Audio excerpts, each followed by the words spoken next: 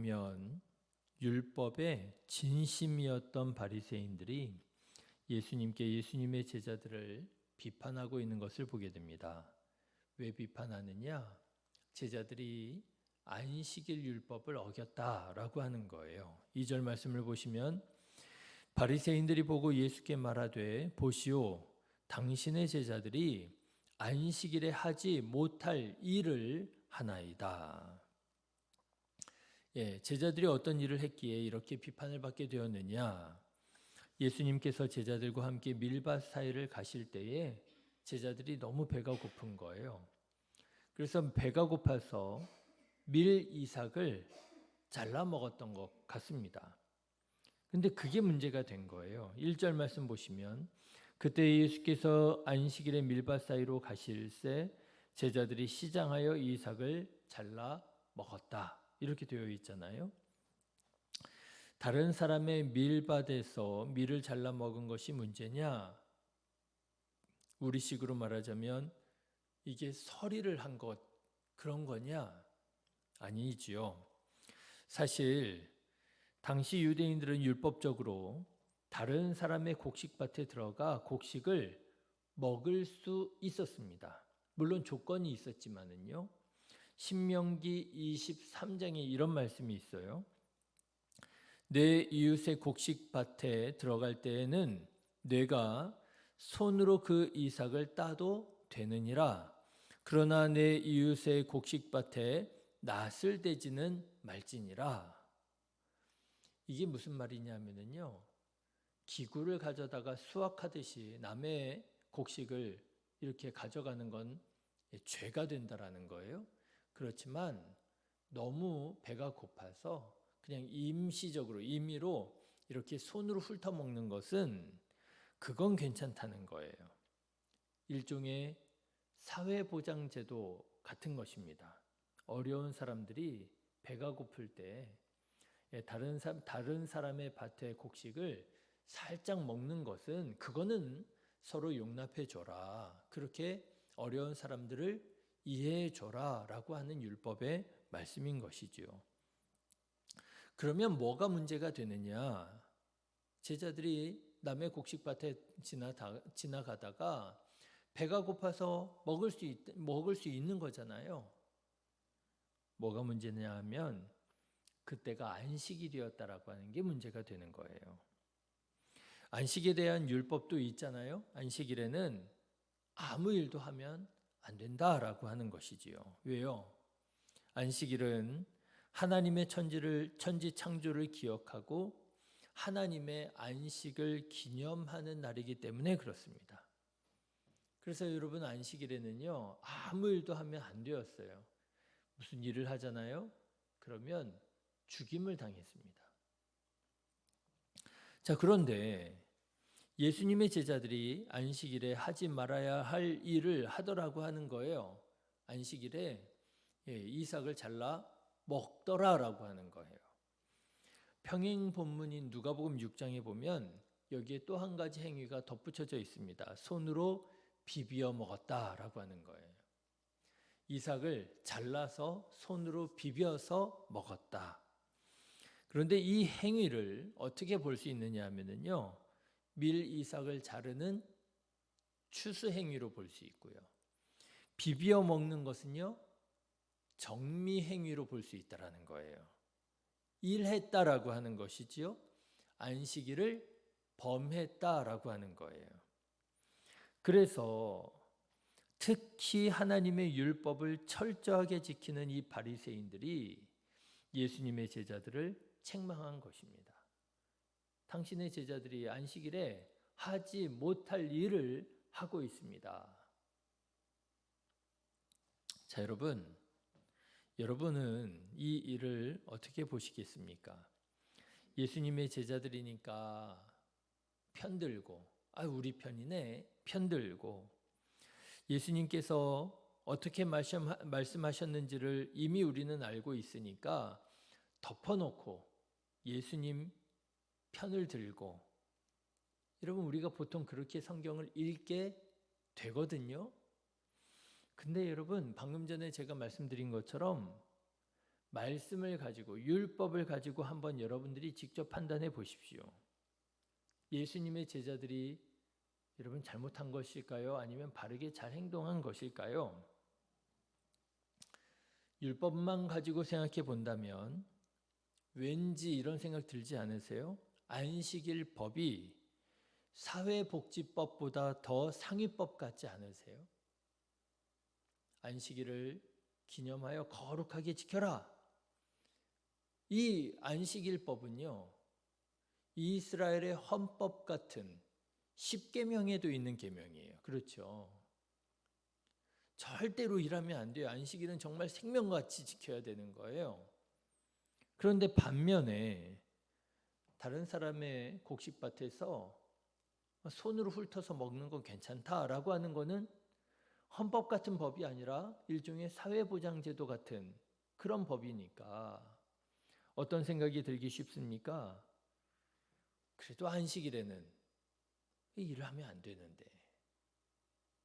아니 그거 잘라 먹는다고 뭐 배가 뭐 부르는 것도 아니고 그거 잘라 먹지 않는다고 해서 제자들이 굶어 죽는 것도 아닌데 아니 좀 하루만 좀 참지.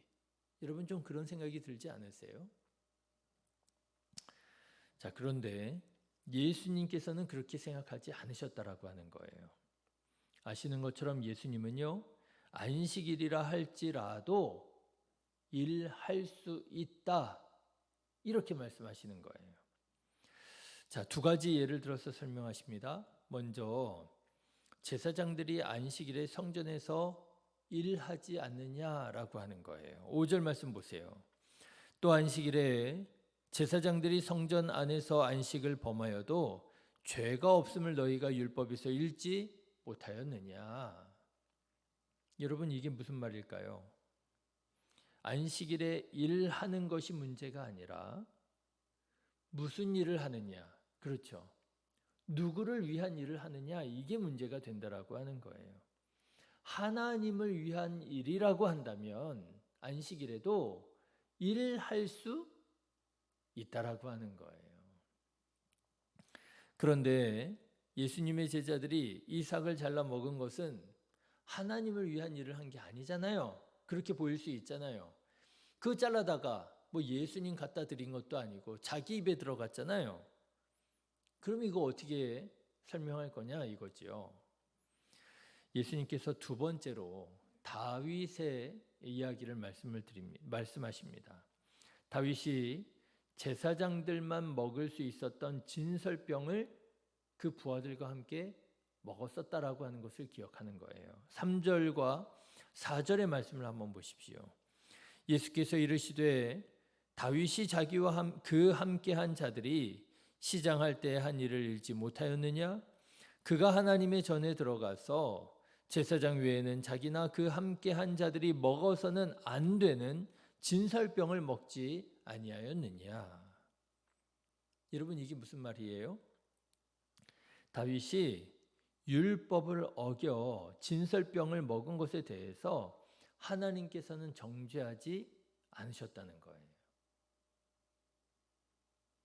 이것을 가지고 볼 때 율법이라고 하는 것은요, 기계적으로 아무에게나 아무 때나 획일적으로 적용해서는 안 되는 것이고, 율법에 뭐가 있을 수 있다는 거예요?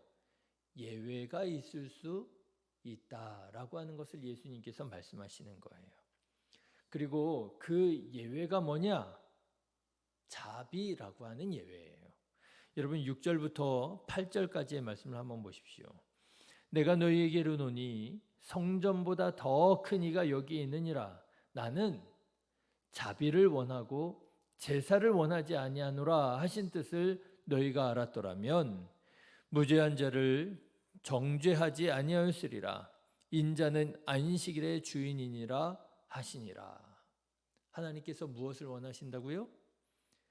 율법을 원하는 게 아니라, 제사를 원하는 게 아니라 자비를 원하신다라고 하는 거예요.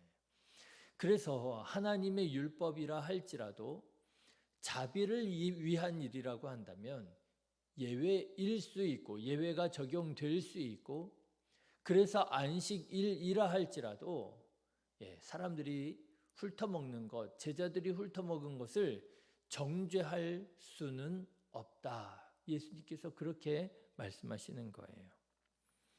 여러분, 이렇게 말씀드릴 수 있을 것 같아요. 율법의 정신이 자비인 거예요. 여러분, 하나님의 율법은 무엇을 드러내야 되는 거예요? 하나님의 자비하심을 드러내야 되는 거예요. 그런데 우리는 보통 그런 인상을 갖지 못하잖아요. 율법 그러면 어떻게 해야 될 것 같아요? 무자비하게, 예외 없이 철저하게 지켜야 된다. 이런 인상을 가지고 있잖아요. 아닙니다, 여러분. 예수님께서는요, 율법의 목적은, 율법의 정신은, 율법의 뜻은 자비라고 말씀하셨어요. 율법은요, 하나님의 사랑을 드러내야 됩니다. 율법은요, 하나님의 용서를 드러내야 됩니다. 율법은요, 하나님의 은혜를 드러내야 되는 거예요. 그런데 말씀드린 것처럼 하나님의 율법의 진심이었던 바리새인들은 율법을 어떻게 지켰느냐? 일절 예외를 허락하지 않고 기계적으로 지키려고 했고 기계적으로 적용하려고 했다라고 하는 거예요. 그래서 하나님의 은혜와 사랑과 용서와 자비하심을 드러내야 할 이 하나님의 율법이 하나님의 사랑과 자비를 드러내는 것이 아니라 마치 법치주의자처럼 조금이라도 어기면 처벌, 심판, 예외 없이 적용되어지는 그런 무자비한 법처럼 그렇게 지켜지게 되었더라고 하는 거예요. 자, 여러분, 오늘 말씀을 보시면 안식일에 예수님께서 행하신 두 가지 사건이 나옵니다. 9절 이하의 사건을 보시면 또 다른 사건이 나오는데요. 안식일에, 그날도 안식일이었습니다. 예수님께서 회당에 들어가셨다는 거예요. 9절 말씀을 보십시오. 거기에서 떠나 그들의 회당에 들어가시니, 그날도 안식일이에요. 이제 예수님께서 회당에 들어가셨어요. 여러분, 회당이 어떤 곳입니까? 하나님의 말씀을 읽고, 그렇죠, 하나님의 말씀을 가르치고 하나님께 기도하고, 거기가 회당이잖아요. 그런데 예수님께서 회당에 들어가셨을 때 그때 마침 그 회당에 한쪽 손 마른 사람이 있었더라는 거예요. 자, 그런데 그때의 사람들이 뭐 하고 있었느냐? 예수님을 고발하려고 안식일에 병 고치는 것이 옳습니까? 라고 예수님께 묻더라고 하는 거예요. 10절의 말씀을 보십시오. 한쪽 손 마른 사람이 있는지라 사람들이 예수를 고발하려 하여 물어 이르되 안식일에 병 고치는 것이 옳으니까. 예수님께 물어요. 예수님, 안식일에 병 고치는 게 옳아요? 물을 수 있어요, 없어요? 있지요. 여러분, 물어야지요.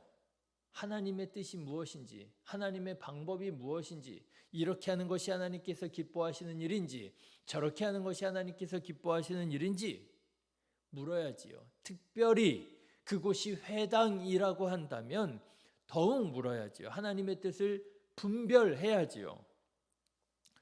그런데 문제가 있습니다. 뭐가 문제냐 하면은요, 그 마음이 문제라는 거예요. 사람들이 왜 예수님께 이렇게 물었다는 거예요? 고발하려 하여. 예수님을 고발하려고 이렇게 물었다는 거예요. 순수하게 하나님의 뜻을 알기 위해서 물은 게 아니라 고발하려고. 여기서 중요한 건 고발도 중요한데 하려고가 중요한 거예요. 이 날이 무슨 날이라고요? 안식일이라고요. 그런데 그 안식일에 사람들이 자기네들은 일하지 않는다고, 음식, 그 곡식밭에서 그 곡식을 잘라서 비벼서 먹지 않는다고, 자기들은 회당에 와서 하나님의 말씀을 읽고 묵상한다고 자기들은 안식일을 잘 지키고 있다고 생각하고 있었지만 그들은 마음으로 무슨 일을 하고 있었다는 거예요? 고발하려고 하는 일을 하고 있었다는 거예요. 사람들 눈에는 보이지 않지만, 사람들이 볼 때에는 일하는 것처럼 보이지 않았지만 사실 그들은 안식일에 하지 못할 일을 하고 있었더라고 하는 거예요. 여러분 생각해 보십시오. 이들의 마음에, 이들의 신앙에, 이들의 율법에 자비가 있습니까? 자비가 없어요. 하나님의 율법을 철저하게 지킨다고는 하지만 그들의 삶에, 그들의 신앙에 은혜가 없어요. 사랑이 없어요. 뭐가 있어요? 미워하는 마음, 시기하는 마음, 정죄하려고 하는 마음이 있어요. 그래서요, 저 예수가 오늘 안식일인데 저 손 마른 사람을 고칠까 안 고칠까 그것만 보고 있는 거예요. 고치기만 해봐라. 내가 바로 정죄할 거야. 그러면서 오히려 부추기지요.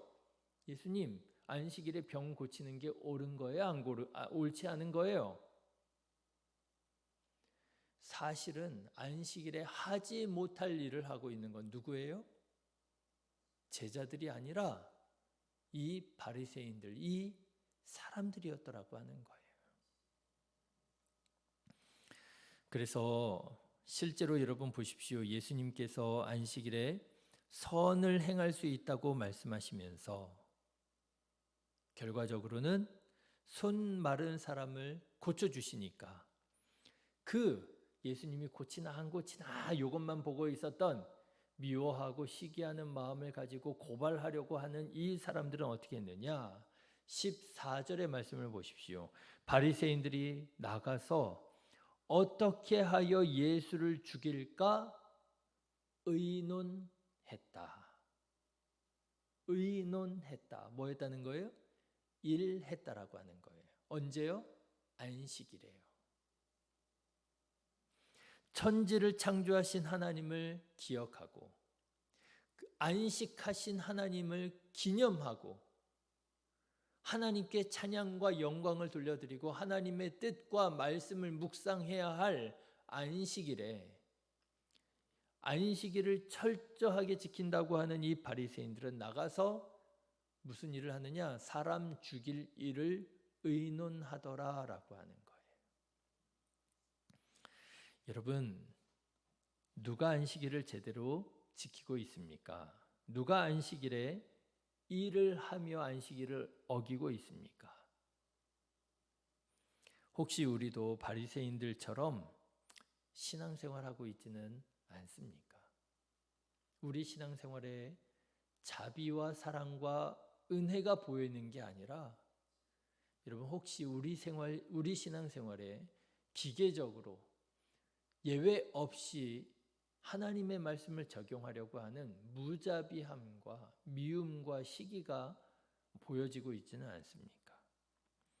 사랑하는 성도 여러분, 예수님처럼 생각하고 예수님처럼 말하고 예수님처럼 일하실 수 있기를 주님의 이름으로 축원합니다. 사실 목회를 하면 할수록 어렵게 느껴지는 게 있어요. 주일 성수합시다. 새벽 예배 합시다. 수요 예배 합시다. 이런 신앙의 교회의 아름다운 신앙 전통을 강조하면 강조할수록 제가 어떤 사람인 것처럼 느껴져요? 율법주의자처럼 느껴지는 거예요.